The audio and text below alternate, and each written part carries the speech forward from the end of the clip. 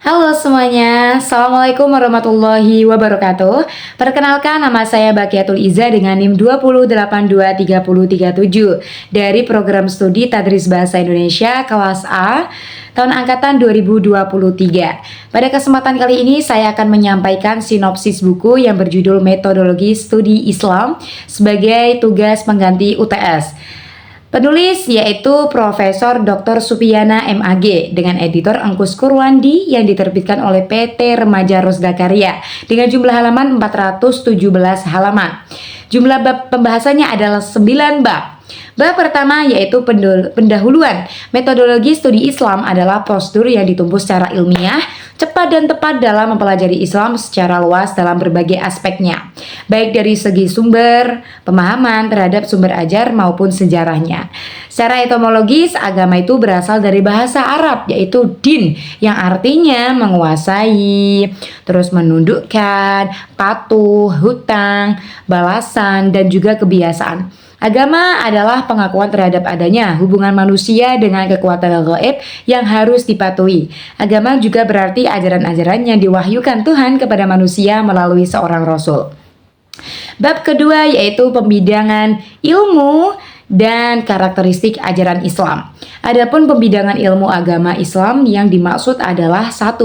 Sumber ajaran Islam, kedua, pemikiran dasar, yang ketiga, hukum Islam dan peranata sosial, yang keempat, sejarah dan peradaban Islam, yang kelima, bahasa dan sastra, dan yang keenam adalah pendidikan Islam, yang ketujuh, dakwah Islam, dan yang terakhir adalah perkembangan modern dalam Islam.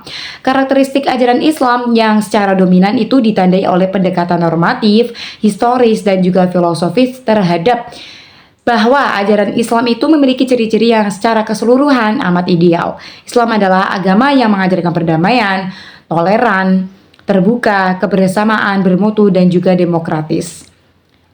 Kemudian bab 3 yaitu berbagai pendekatan dan metodologi dalam studi Islam.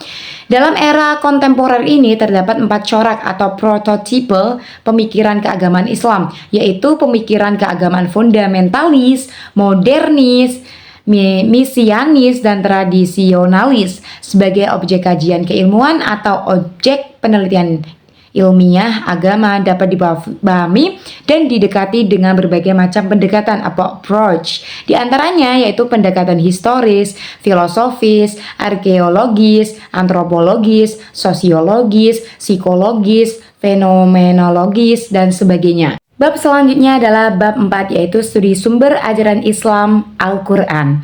Untuk mengetahui petunjuk-petunjuk dalam Al-Quran yang bersifat global perlu dipelajari dengan seksama, yaitu dengan memperhatikan ilmu-ilmu Al-Quran dan kaidah-kaidah penafsirannya. Menurut Hashbi itu terdapat 16 jenis ilmu Al-Quran. Yang pertama adalah ilmu mawatin al-nuzul, ilmu qiraah, i'jaz Al-Quran, dan lain-lain. Terhadap macam kaidah penafsiran Al-Quran, yaitu ada kaidah dasar penafsiran Al-Quran, kaidah syar'i, kaidah kebahasaan.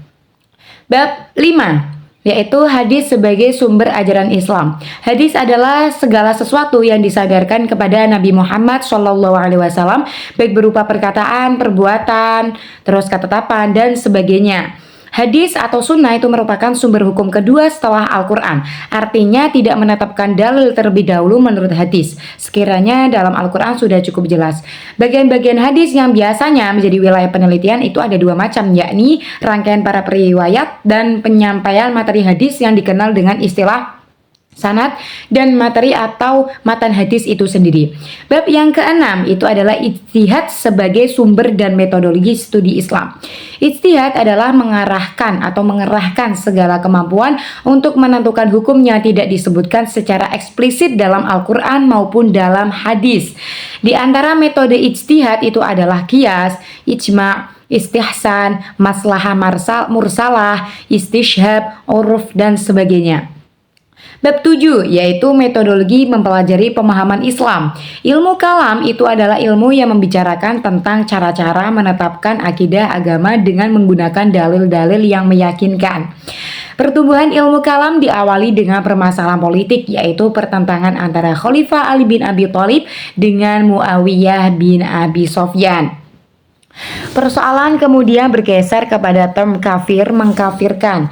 Nah, hal ini atau penelitian terhadap hukum Islam ini terdapat beberapa metode, antaranya adalah metode empiris, metode normatif, metode filosofis, metode normatif. Bab selanjutnya adalah bab 8, yaitu studi sejarah kebudayaan Islam. Ajaran Islam yang berkembang hingga kini telah melahirkan sejuta atau banyak kebudayaan dalam berbagai bidang kehidupan manusia. Periodisasi sejarah kebudayaan Islam itu terdiri dari klasik yang di dalamnya terdiri kejayaan Islam antara tahun 650 sampai 1000 Masehi dan masa disintegrasi dari tahun 1000 sampai 1300 Masehi, masa pertengahan antara tahun 1300 sampai 1800 Masehi. Kebudayaan masa ini sedang dalam kemunduran kecuali di 3 kawasan, yaitu India, Persia, dan Turki. Masa modern dari tahun 1800 sampai kini. Yang terakhir yaitu studi Islam oleh outsider, insider, dan isu-isu kontemporer.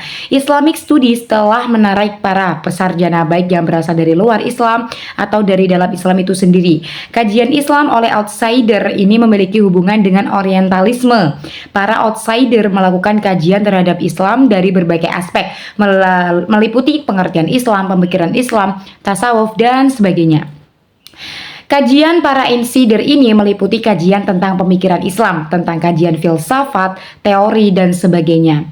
Adapun tokoh-tokoh insider ini antara lain adalah Muhammad Al-Jabiri, Alwi Shihab, Amin Abdullah, dan lain-lain. Isu-isu kontemporernya itu adalah mengenai demokrasi, pluralisme, dan juga isu gender. Itu saja yang bisa saya sampaikan. Kurang lebihnya mohon maaf, semoga bermanfaat. Terima kasih. Wassalamualaikum warahmatullahi wabarakatuh.